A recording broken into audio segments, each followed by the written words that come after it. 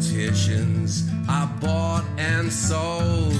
They give to the rich as they take from the old. They give to the rich as they rob from the young. On the end of their lines, at the point of a gun. Okay, so here we are back in the debating society of Chippenham, in the constituency of Chippenham, talking to these wonderful people about issues that affect not only the constituency but the country as a whole. So we're back talking about priorities both on a local level and a national level.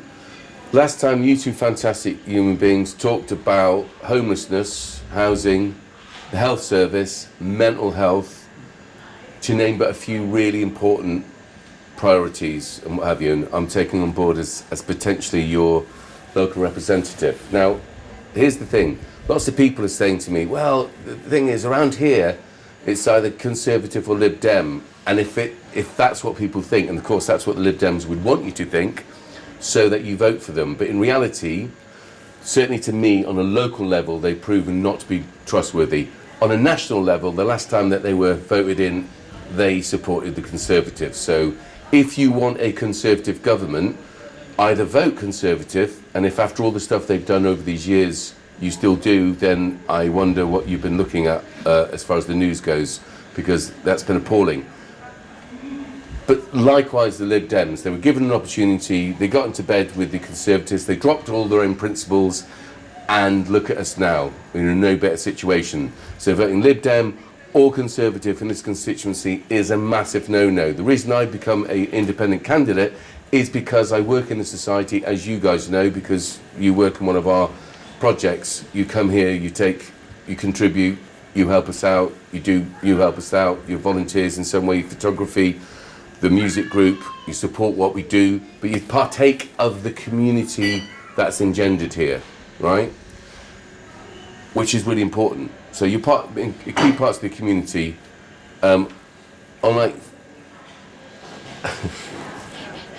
Anyway, so I'm really interested to hear, Rachel, on a national level, what do you think some of the key points and interests are for not just politicians but for the communities at whole? What would you prioritise? Well, I would definitely look into child poverty and food poverty and how that's all happening and how we should really try and focus on that. Very strongly about that. And also, you hit on some really good points already. But I think, definitely child poverty is a big one, and like food insecurity and stuff like that. Also, I think rent prices 100%. And private landlords. Yeah, private landlords, that's a great point. Sorry, don't like that. No, it is, because we talked about last time, Mark, didn't we, about the importance of having a home. To have insecurity around where you live is a terrible thing. To have child poverty is should be a crime against humanity. And it's risen. There's 4.3 million children in child poverty. That is an absolute disgrace. When you look at some of the ridiculous benefits that people who are mega wealthy, the fact that they don't pay corporation tax, etc., is different from their income tax, so that it's less. So all these multi-millionaires are paying less and less on corporation tax, etc., capital gains tax. It's appalling. If we change the tax system so that people who did meaningful work, like nurses, doctors, shopkeepers, looking at tax priorities to alleviate things like child poverty. How that's not been done makes you wonder about what people and politicians have been doing for all this time. The rent thing, I've got a massive thing about second homes. I don't think anyone should have a second home till everyone's got one. Right? So on a national level and a local level. The idea about rents as well, there should be a cap on them. I don't even think they should be private. I don't think people should be able to make money out of renting out properties. I think there should be council houses. And I think the only building that should be done in our constituency should be for those that are in desperate need of housing, not people in the favour of property developers who promise the world, the community centres, all the facilities, and never deliver them.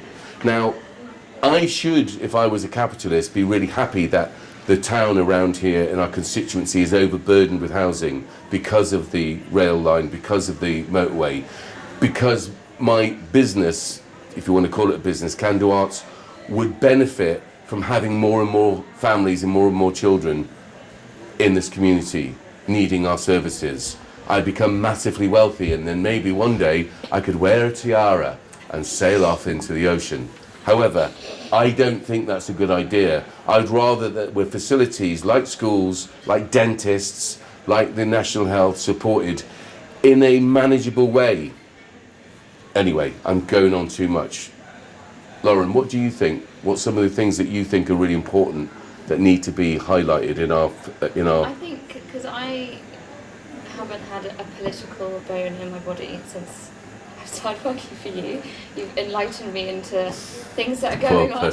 Yeah. Yeah. So like more of a physical presence of like what the constituents of what their policies are. Yeah. Because like you don't know. How are you gonna know? They're not like anywhere. Yeah, you don't. Or like have like regular meetings or something. Absolutely. So that's a spot on thing. I find that the accountability of MPs. This is the problem. Our last MP, Michelle Donlan, God bless her, didn't come from this constituency. Was parachuted in because it was seen as a safe seat. She tried up in Yorkshire, didn't get it. So she has no allegiance to this place. If you have no allegiance, you have no empathy. If you have no empathy, you don't have little care. And she doesn't. And I was at a meeting with her once when a constituent said, "You should be representing, but surely you're representing." Where was she from originally? Oh, I don't know. But she certainly is not from this area. I know about but her she, trying to get in at Yorkshire. yeah, she tried to. Well, check it out. Will do. Fact check everything I say, just because, let's face it, I could be totally mistaken about loads of things, but I don't think I am. The point being is that when she was approached and said, you should be, the constituents should tell you what their thoughts and their feelings are, their priorities, and you should be representing them, she actually said, no, I don't do that. She has her own thoughts, and she has her instructions from above. So she will do, and she's been politically aligned since she's been here with, I think, David Cameron, Theresa May, Boris Johnson, Liz Truss, and Richie Sunak, yeah, and they were the last three. I don't think Boris Johnson was elected either, was he? Oh no, he was. There was an election with Boris Johnson, and that was a whole blag as well. But the point being is that they're not democratically accountable. You hardly ever see them. The guy that wants to be the new Conservative here, as much as he has been from this locality, has been a property developer. A property developer shouldn't even be allowed to represent people on the county council or the local council, let alone the national council. Bless him and his inherited money.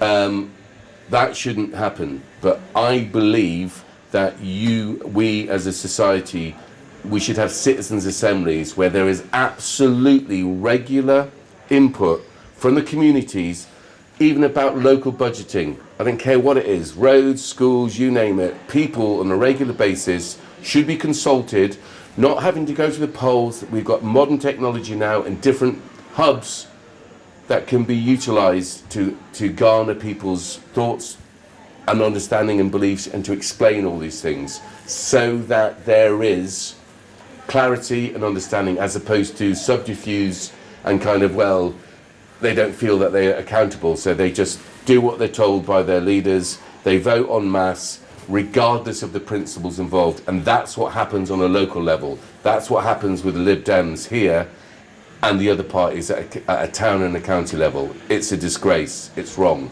So accountability, approachability, really important. So the local guy from the Labour Party, I'm seeing everywhere now, Asian guy. Yeah. Never heard of him before. No, Never. but I funny enough, I was actually in conversation online with one of his supporters, and I think the guy's got an honourable story, and he is in the constituency, right? So, as much I said the same thing. I actually wrote, why would we want him representing us? He doesn't know the place, he doesn't whatever. But actually, the boundaries have changed for the constituency. Even though he's been a Swindon councillor, he is, I think, living in the constituency and has had a history. He came here with £20, etc., built a business, which is really commendable. The fact that he's representing Labour is more of a problem, because Keir Starmer and the principles that he's been promoting, whether it's supporting the genocide in Palestine or whether it is generally not really having too much to differentiate him from the Conservatives, is really worrying. He looks like what Tony Blair was. He wasn't so much the Labour working for the masses and the people. He was more of an acceptable Conservative light, and we don't need that. The Conservatives have, if people haven't got it now, they'll never get it, have absolutely milked this country, exploited the masses, and have, if you look at some of the deals that were done around PPE during COVID, look at the fast track, who got the money, what people were aligned to, what politicians, mentioning no names for local politicians that might have husbands that might have had their fingers in that pie and made millions or thousands, hundreds of thousands. For PPE, you know, the personal protection It was stuff. useless. Absolutely, there you go. So it was bad enough that all of a sudden they were able to have these spring up with these companies that they didn't have before this. Didn't do nothing. They didn't do anything. They got thousands and thousands and millions in some cases. Nurses I know were buying their own. Yeah. Yeah. They said black bags were better than what they were providing. Yeah. Yeah.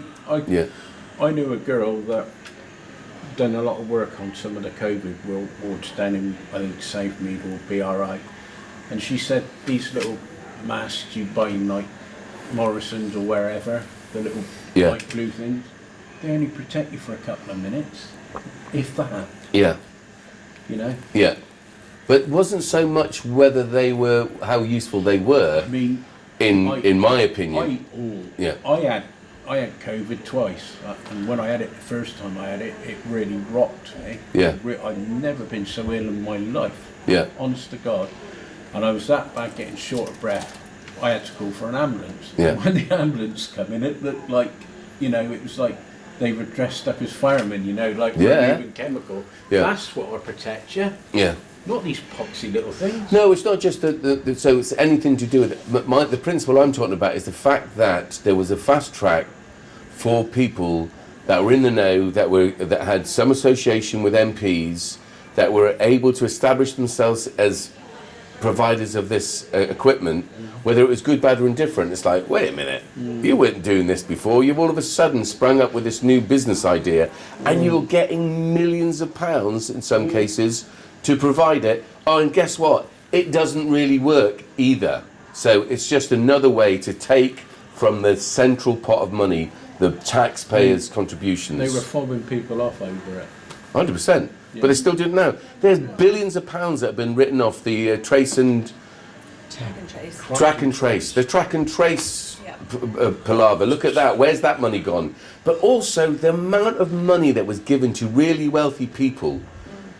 I know that some people, self-employed people, etc., who didn't get money or whatever, but people that needed the money during the pandemic, but people who obviously didn't need it still got it. There is millions of pounds that was given away to really wealthy people. That should be recouped, including interest. Also, dare I say, there should be investigation and prosecution for the likes of Sunak and Boris Johnson, and anyone to do with that appalling mess that they made. Remember the Eat Out to Help Out? Remember that one? Eat Out to Help Out. To help out COVID, you mean? What an absurd, absolutely, Richie Sunak. What an absolute ridiculous idea.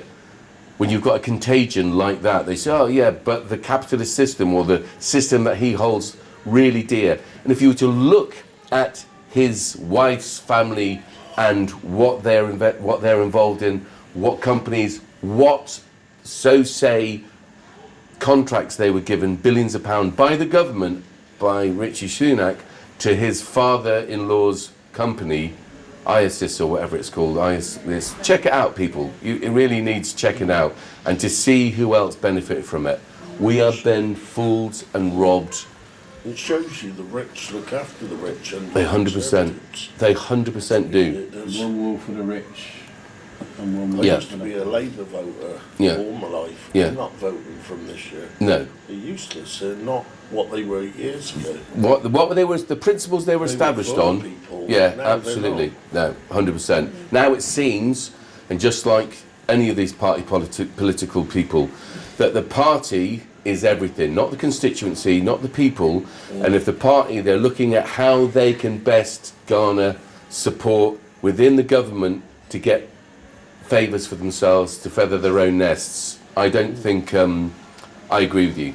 I have no faith in Labour. There is one party though that is calling for a citizen assembly and is calling for tax reform, Yeah. and that's a Green Party. And they're talking about changing the capital gains tax Yeah. situation and talking about kind of Yeah. taxing the 1%, taxing 2%. Yeah, they no doubt are. And there's some great bits of what a prospectus in all the areas. But in this constituency, if you had the Green candidate, the Labour candidate, the Lib Dem candidate, and the Conservative all together, I will guarantee you that I have probably done more for this community and this constituency in the last week than they have probably done in their whole lives. And that's not boasting, that's just fact. It's like, wow.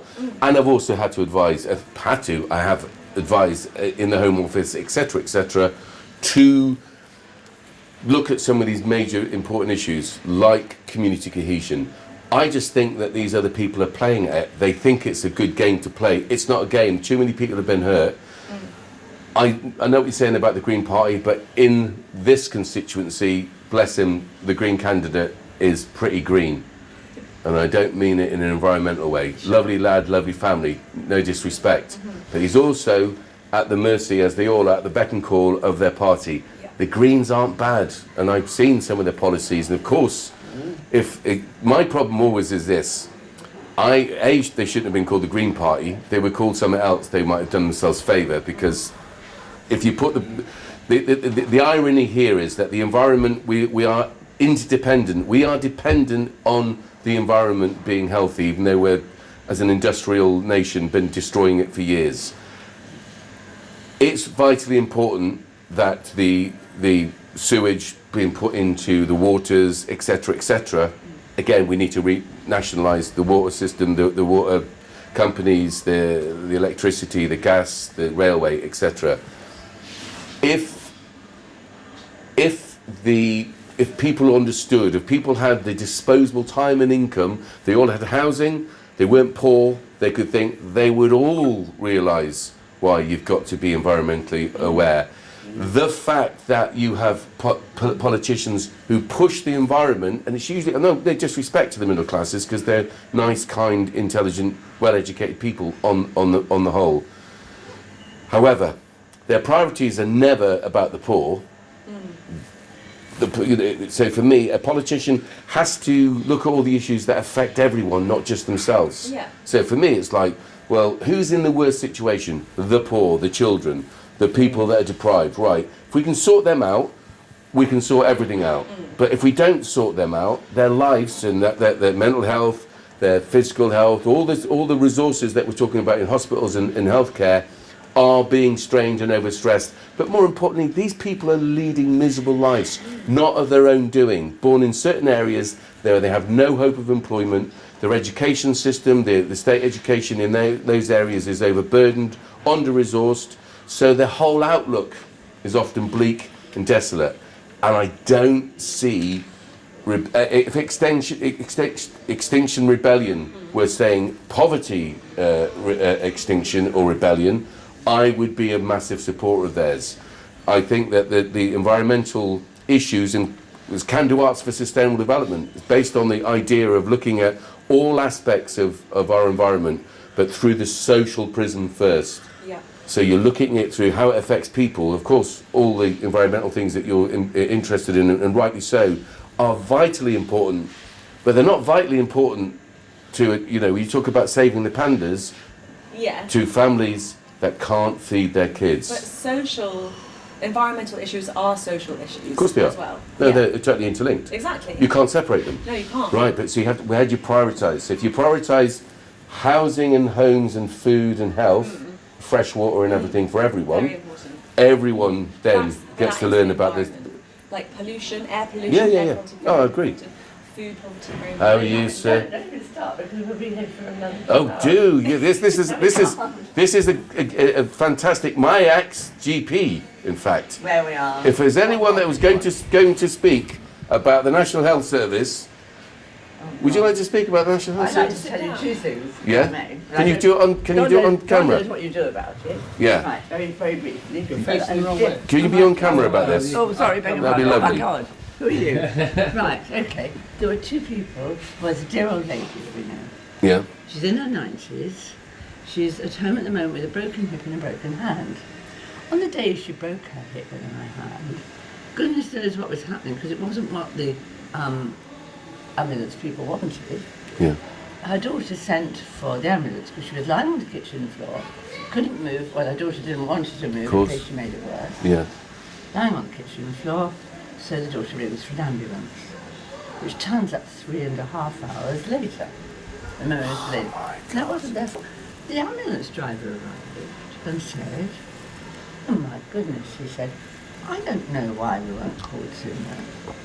We've been doing nothing, we've been saying how bored we were." Wow. So how did the message get? Wow. Do you know what? I'll stop you there very briefly. My cousin has not long joined South Western Ambulance Service after graduating up in Hartford University. She's not allowed to tell too much about the job because of data protection, but she has said little tiny bits along them lines, exactly what But it you wasn't just the said ambulance there. driver. He didn't understand. That's bizarre, I isn't hadn't it? got the message. Awful. Or, I mean, things happen and you always Yeah, feel yeah, bad. yeah. But of course, but that's more and more. And I think that the priorities, dare I say, of the governments for many years have not been the right priorities. I think it's appalling. I mean, you're retired now, you sir? 20 Retired years ago. 21 years ago, yes. No way. 21 years But ago. I'm still seeing patients. So Yeah. just in the last little while, I've seen a patient of mine, former patient of mine, who has been lying in bed for 2 years since But they're always 2 years in together. April. Yeah.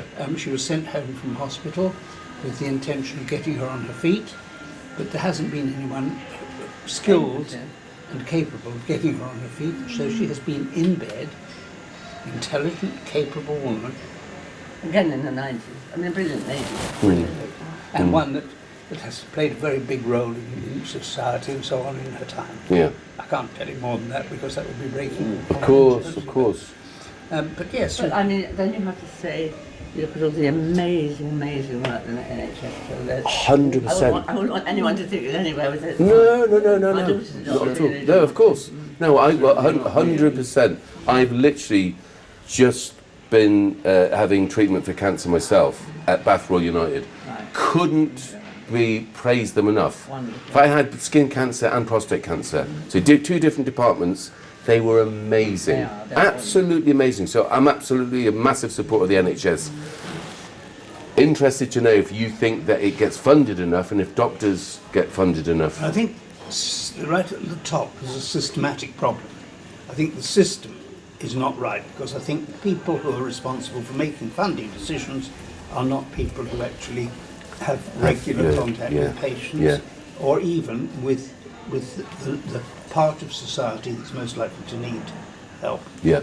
So decisions get made by the wrong people, and that they make decisions like, let's privatise the cleaning of the floors in a hospital, which has just recently been, suddenly a hospital staff are told, we're not going to need you anymore because we're going to outsource the cleaning of floors. Somebody's going to make money out of it along the way, and the way in which it will be regulated and supported will not be as strong as it should be. Yeah. Everything gets privatised and pushed into pockets. Yeah. And when I say pushed into pockets, I mean back pockets. Yeah, back pockets is As a right. porter up for years at the hospital in Swindon, and when privatisation came along, oh yeah, it's going to do this, going to do that. Crimean went bust. Oh, that's right. They were the hospital, yeah, that did it. in to do And all so- the GPI. Serco can't get prisoners to court in time for them to be Serco were tried. doing it Yeah. now. Yeah. I mean, you can name one after another of the Private big initiatives, companies that yeah. do things. Fujitsu, who are still Yeah. I think they should bring majorly matron involved back in Yeah. getting our defence, Yeah. managing Yeah. our defence. Yeah. the cleaning, the smell on the water Yeah. bleach, not fancy stuff they use. That is where. Do you mind being on this podcast? I don't mind what we're on, Yeah. really. I don't mind, I Do you, don't mind uh, expressing do my you opinion. think- No, great. Well, Do you because think I'm running it's to the be same with MP. mental health then, when you say, Well, I've when you had- say I've had about enough. medical health. Worked in this do you society think- too do you long think it's the and same seen with it the just mental health? I would falling. find it very difficult. Lovely to meet you. Very Thank you so much difficult to for your say that support. mental health was well looked after at any time in the past. In fact, when I first came into medicine, they were still Your doing name is? convulsion Ed therapy, Deedigan. and they were still Yeah. trying to cure Just there. homosexuality. Yeah, So yeah. we're dealing with a disease. Yeah. So I the mean- answer is mental health has. When I say I- it couldn't deteriorate because it wasn't good before. Uh-huh. I had to fight like hell to get my proper diagnosis. I knew deep down in my heart there was something wrong, you know, and then, yeah, I got my diagnosis, and as soon as I got that diagnosis, going on to another matter about the benefit system and about the Tory government, where they've made it so hard for people that are in need Yeah. of them. The welfare sickness. system Yeah, in general, and yeah. the person you blame for that is, like I said on the last podcast, Ian Duncan Smith. Thank you so much. Yeah. Yeah, thank you so much. Good to see you. And you, bye-bye. God bless. He was the one that said everybody's got to go for medicals. Yeah. Now, I don't know what your views are on that. Would you still say, yeah, go for medicals or not? I think that the whole welfare system needs to be totally recalibrated. Or another point of mine is with it, if people are long term, I think one of the benefits ministers or health ministers that took over after Ian Duncan Smith bottled it and said, oh, well, you know, it's making it too tough. And it was him who started it off in the first place. He then, another minister, Tory minister, said, oh, you know, people that are long term don't need to keep going back for those medicals because it's just wasting everybody's time. But Yeah. there's been no movement for that. They're still sending people back there for them. You know, I got mine reviewed in what, October last year, September, October last year. I'm still waiting for a reply back, but I was told by the DWP on the phone that we can't see yours stopping, but we can't see it going higher, and we definitely can't see it going lower. But since I got awarded it the first time, you know, my spine knackered up, didn't it? Yeah. As you know, I do struggle mobility sometimes, and you know, that's one of the big conditions on their list of elements Yeah. to get you that money. Yeah. And you know, I'm not trying to rob money off the state. I think I should be this time round on this review should be given a little bit more, you know, because of new conditions, you know, and a couple of more mental health conditions have been added to it since I got awarded it, and I had to go through 5 or 6 tribunal courts, right? Wow. My mum, ill with lung cancer, as you know, Ed, she applied for attendance allowance. DWP turned her down, and one of the conditions on there where you can get that attendance allowance is asthma, severe asthma, which she does have. It's not helping matters if you've got lung cancer and you've got severe asthma as well. And she said, I worked all my life. Only time I was out of work was when I brought my children up, brought me and my brother that passed away up when she was married to my dad, and my 2 half-brothers when she got remarried, second marriage. It's the only time she was out of work. And this is what you get for it. On the end of their lines, at the point of a gun, and we'll work till the end of our days to keep the few in their comfortable ways. We'll do as we're bid, 'cause we're programmed that way till the switch is switched and we all have our say.